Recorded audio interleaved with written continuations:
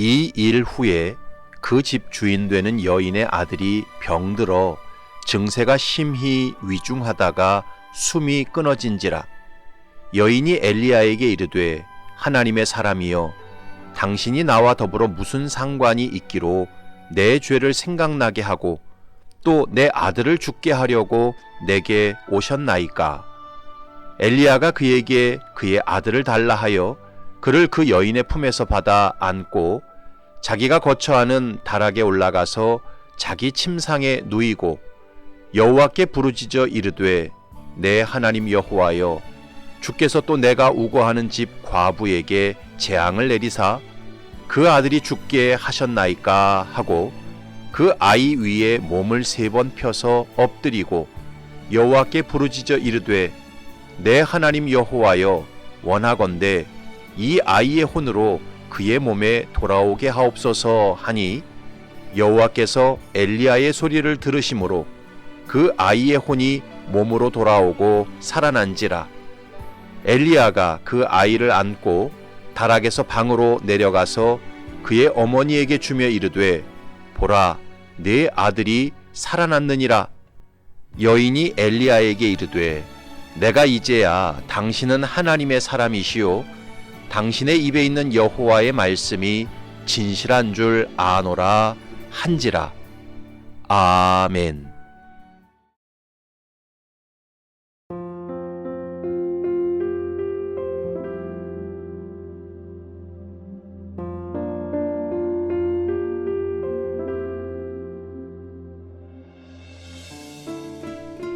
여러분은 혹시 산삼과 인삼이 만들어지는 차이를 아십니까?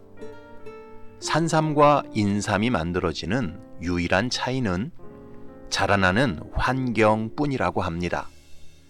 기본적으로 산삼의 씨나 인삼의 씨는 똑같다고 합니다. 그런데 그 똑같은 씨가 산에 뿌려져서 자라면 산삼이 되고 밭에 뿌려져서 사람이 기르면 인삼이 됩니다. 사실 자라나는 조건과 환경만 따져보면 인삼이 훨씬 좋은 형편입니다. 인삼은 좋은 땅에 심고 적절한 온도와 습도를 잘 맞춰주고 충분한 거름까지 공급합니다. 그런데 아이러니하게도 그렇게 사람이 기른 인삼은 아무리 수명이 길어야 6년밖에 되지 않습니다. 보통은 4년 정도 지나면 썩어버립니다. 그래서 그 전에 빨리 수확해야 합니다. 반면 산비탈이나 척박한 땅에서 자라는 산삼은 6년이 지나도 썩지 않습니다.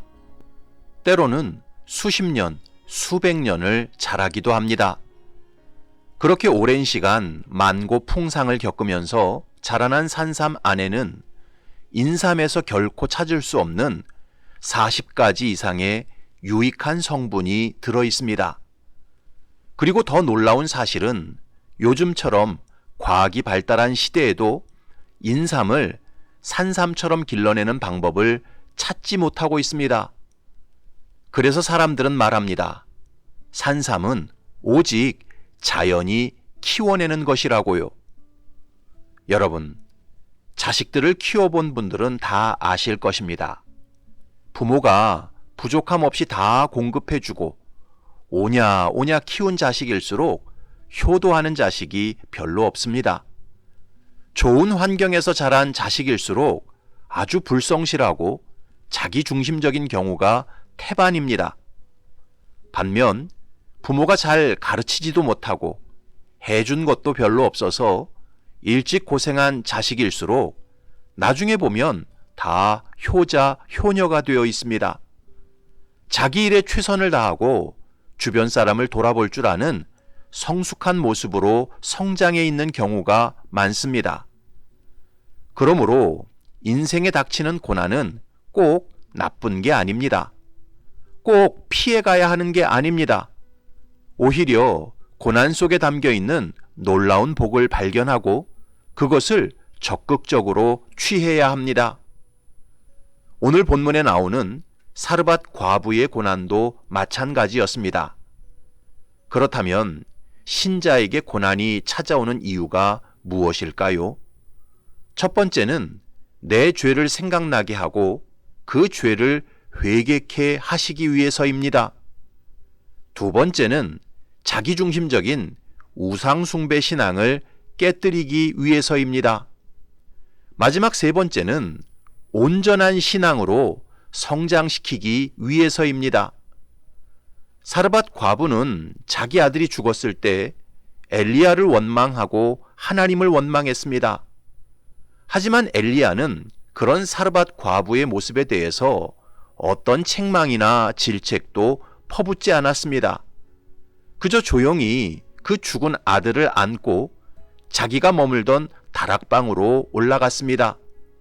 그리고는 그 아이를 자기 침상에 누이고 아이를 살려달라고 하나님께 간절히 기도했습니다.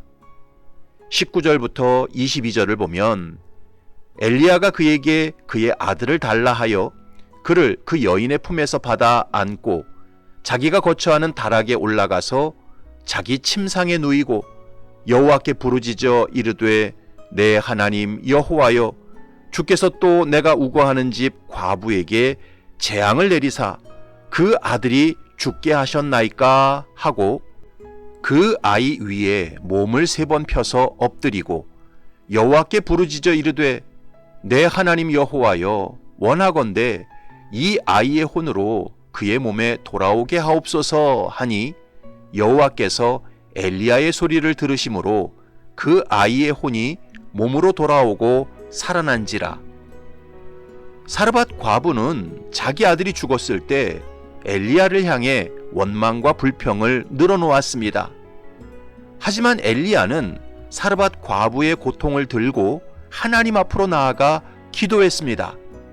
그랬을 때 과부의 아들이 다시 살아나는 놀라운 기적을 체험하게 되었습니다. 이런 성경의 기록을 통해서 성도들은 분명히 깨달아야 합니다.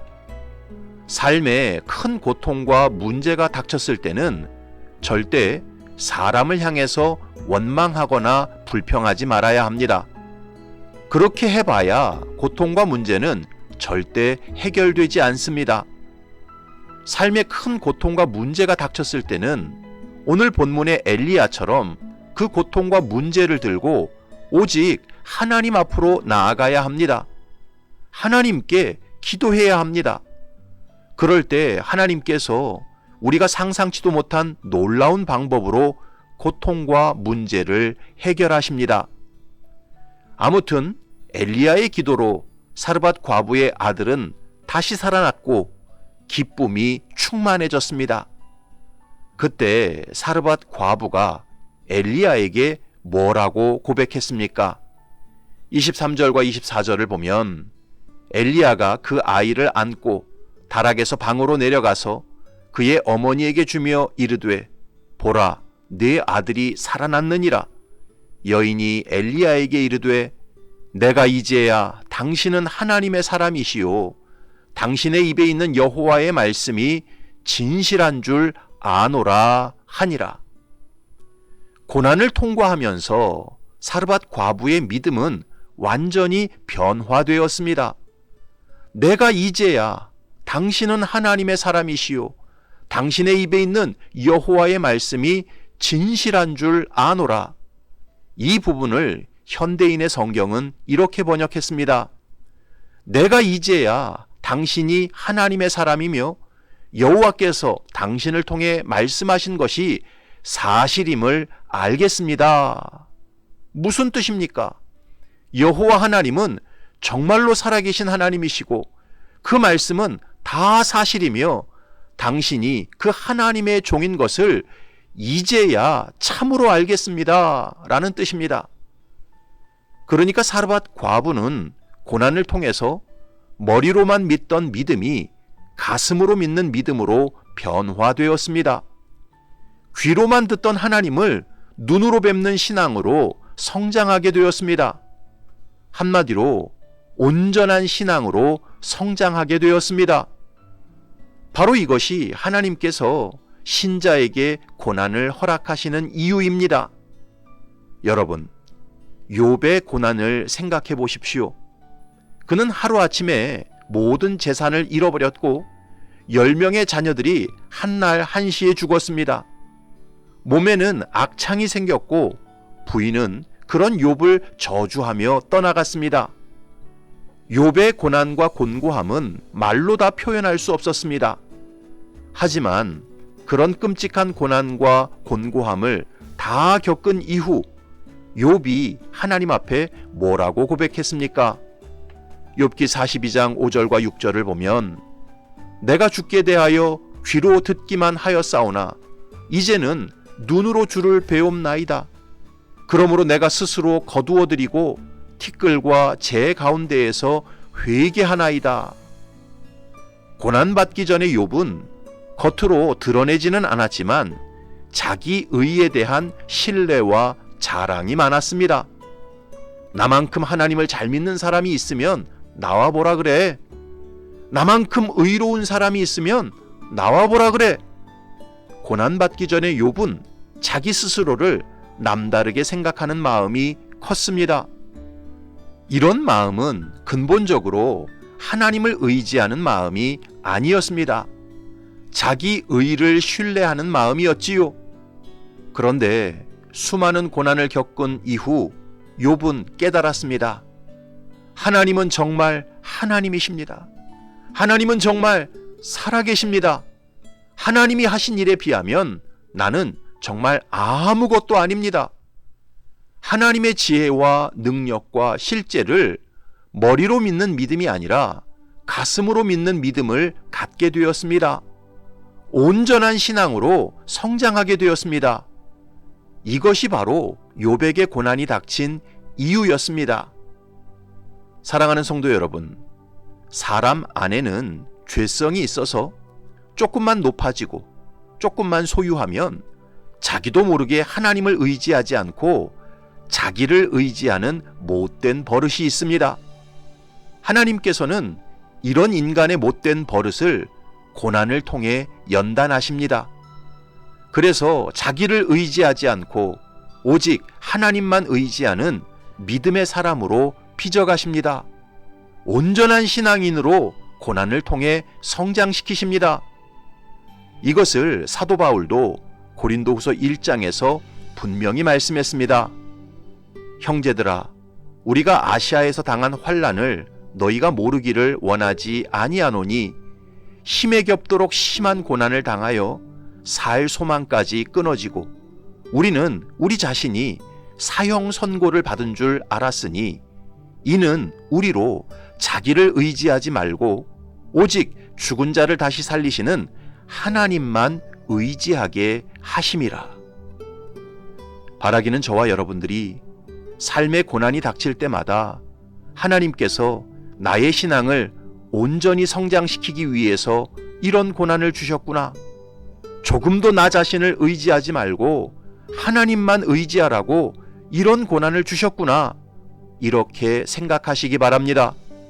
그래서 사르밧 과부처럼 그리고 욥처럼 하나님만 의지하는 온전한 신앙으로 성장해 가시기를 주님의 이름으로 축원합니다. 아멘.